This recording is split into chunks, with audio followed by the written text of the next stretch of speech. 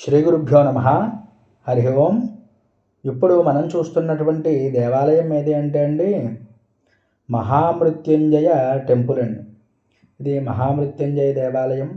ఇది చాలా గొప్ప దేవాలయం అండి. దీనికి చాలామంది వెళుతూ ఉంటారు, దర్శనం చేసుకుంటూ ఉంటారు. ఇది ఎక్కడ అంటే కాలభైరవుడికి టెంపుల్కి ఎదురుగా స్ట్రైట్గా వెళ్ళిపోతాయండి. మనకి ఈ మహామృత్యుంజయ టెంపుల్ అనేది మనకి దర్శనం అవుతుందండి.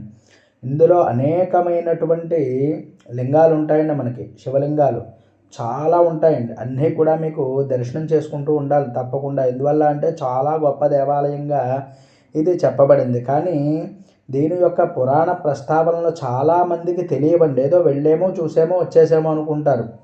కానీ దీనికి చాలా గొప్ప చరిత్ర ఉందండి. అదేమిటి అనేది మనం తెలుసుకుందాం ఇప్పుడు.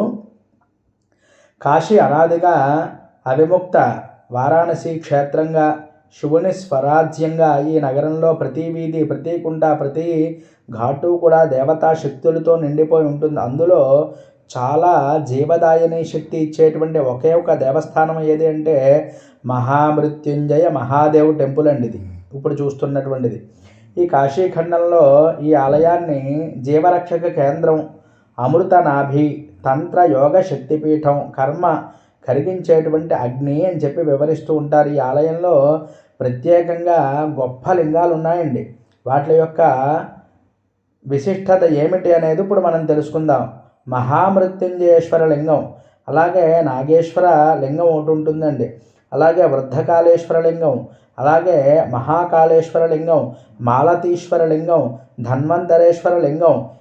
ఇవి ఇలా చూసుకుంటూ ఉంటే మనకి 10 కంటే కూడా ఎక్కువ ఉన్నాయండి ఇందులో. అంటే అంత గొప్ప ఆలయంగా మనం చెప్పుకోవచ్చు. మరి దీనికి చరిత్ర ఏమిటి, వాటికి ఏమి ఆధారాలు అనేది ఒకసారి మనం తెలుసుకుందాం.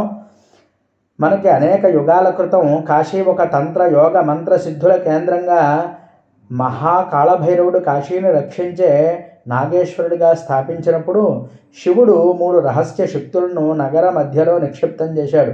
ఆ యొక్క 3 లింగాల్లో ఒకటి మృత్యుంజయుడు.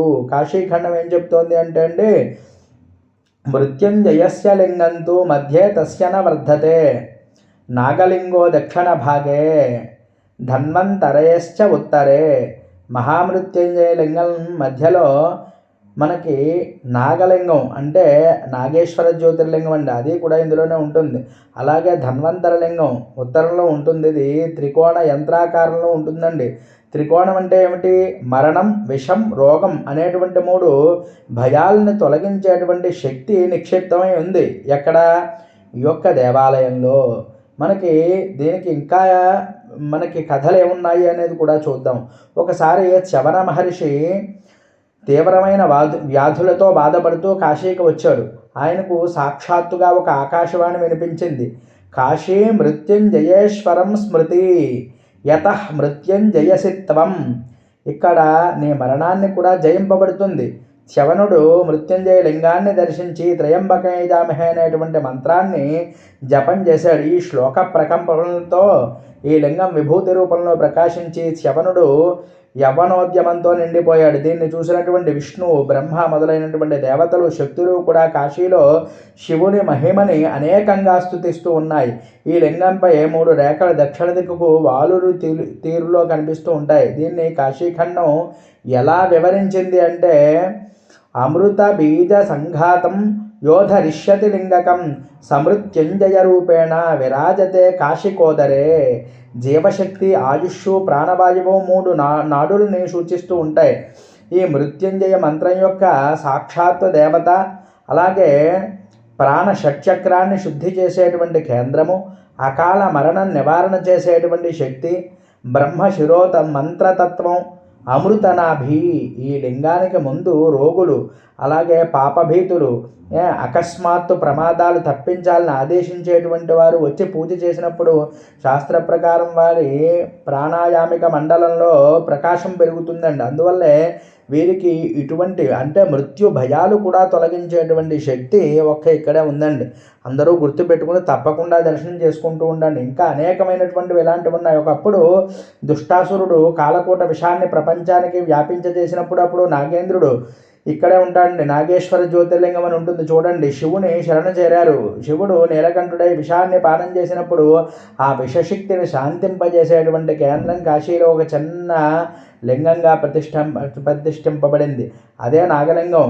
నాగశక్తిని నిహాయంతి యస్స నీలకంఠ రూపధృక్ నాగలింగో మహాశక్తో దారిద్ర్యం పాపమపోనయత్.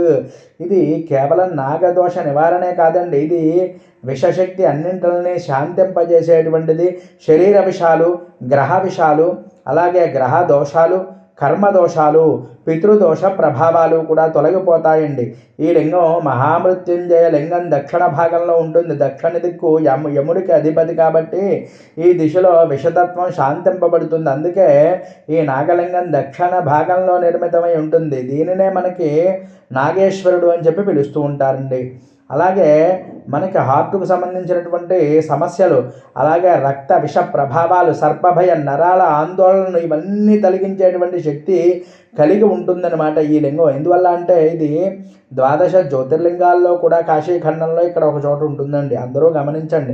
ఆయుర్వేద మూల పురుషుడైనటువంటి ధన్వంతరి స్వామివారు ఒకసారి కాశీకి వచ్చి శివుడిని ధ్యానం చేస్తాడండి.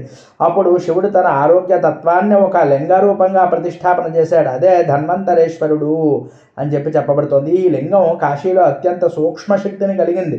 ఈ కాశీఖండం ఏం చెప్తోంది అంటే వాత పిత్త కఫాన్నాశం పుష్ప ధన్వంతరేశ్వర పర యస్మాత్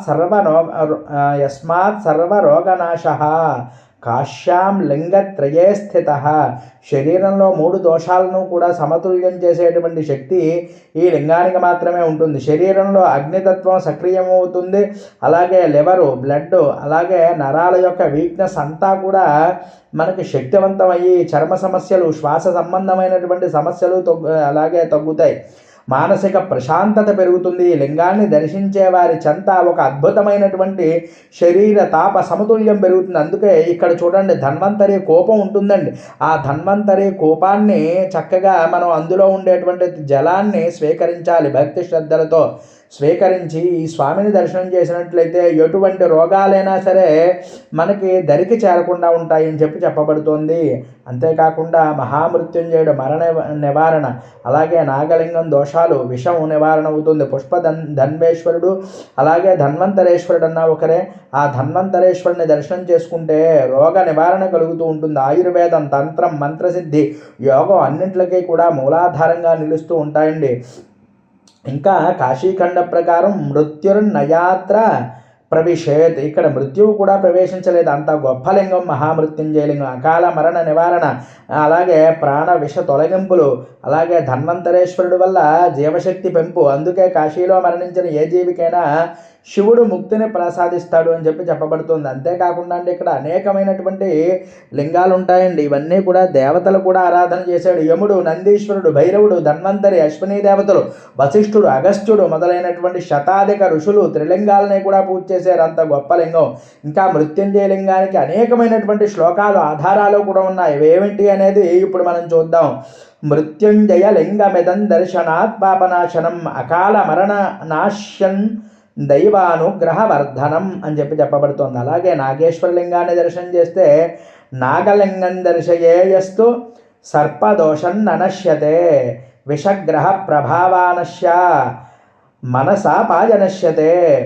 అలాగే మరి ధన్వంతరేశ్వరుడికి కూడా ఏమిటి ఆధారం అంటే త్రిదోష నాశకోదేవ పుష్ప ధన్వంతరోహర రోగ పాప భయాన్నాశం కురుతే దర్శన క్షణే అని చెప్పి చెప్పబడుతోందండి. అంటే మృత్యుంజయ మంత్రాన్ని కనుకను ఇక్కడ ఈ దేవాలయంలో కనుకను చేసినట్లయితే 11 రెట్లు అధికంగా శక్తిని ప్రసాదిస్తుంది. అలాగే కుండలిని యోగానికి అనుకూలమైనటువంటి స్థలం, మంచి ఆరోగ్యాన్ని ధన్వంతరేశ్వరుడు ఇస్తాడు. అంటే దీన్నే ఎనర్జీ శక్తి ప్రసరణ అని కూడా అంటారు. అలాగే జీవాన్ని దానం చేసేవి, మరణాన్ని జయింపజేసేది, విషాన్ని శాంతింపజేసేది, రోగాన్ని తొలగించేటువంటి 3 తత్వాలు కలిసినటువంటి కాశీకి అవిముక్త స్థానాన్ని ఇచ్చే ఈ ఆలయం మాత్రమే కాదండి, ఒక యంత్రం, మంత్రం, అమృతపీఠం, ప్రాణోద్యమ కేంద్రంగా దీన్ని చెప్పుకోవచ్చు. అంత గొప్ప దేవాలయం ఏది అంటే మహామృత్యుంజయేశ్వరుడు యొక్క దేవాలయం అండి. అందరూ గమనించి వెళ్ళినప్పుడు అన్ని లింగాలని కూడా పెట్టాను. ఇప్పుడు పెట్టినటువంటి లింగాలు అన్నింటికి కూడా పేర్లు ఉన్నాయి అక్కడ. మీరు తప్పకుండా దర్శనం చేసుకుని బెల్వదళాలు పట్టుకు వెళ్ళండి. కాస్త నీళ్లు పోయండి శుభ్రంగా లింగాల మీద. అలాగే మరి ఒక్కొక్క దళం వేయండి. అక్కడికి వెళ్ళేటప్పటికి కొన్ని శుభ్రంగా లేవని అందరూ కూడా వెళ్ళడం మానేస్తున్నారు. పరమేశ్వరుడు కొన్ని కర్మలను తప్పించాలంటే అక్కడ అలాంటి మాయ చేస్తాడు మనకి. అవన్నీ గమనించండి. వెళ్ళి దళాలు వేసి నీళ్లు పోసుకుని మన పని మనం చూసుకుని చక్కగా పరమేశ్వరుని వేడుకోండి. ఆ కర్మలన్నీ తొలగిపోతాయి. ఇంకా ఏమిటి అంటే ఈ త్రిలింగాల దర్శనం వల్ల జన్మాంతర మహాపాపనాశనం, అలాగే రోగనాశనం, విషనాశనం, మరణజయం అన్నింటికి కూడా ఈ లింగాలు చాలా అద్భుతంగా పనిచేస్తాయి అని చెప్పబడుతోంది. అందరూ దర్శనం చేసుకోండి. ఈ వీడియో అందరికీ పంపించండి. అలాగే లైక్ చేయండి, కామెంట్ చేయండి. హరి ఓం తత్సతు.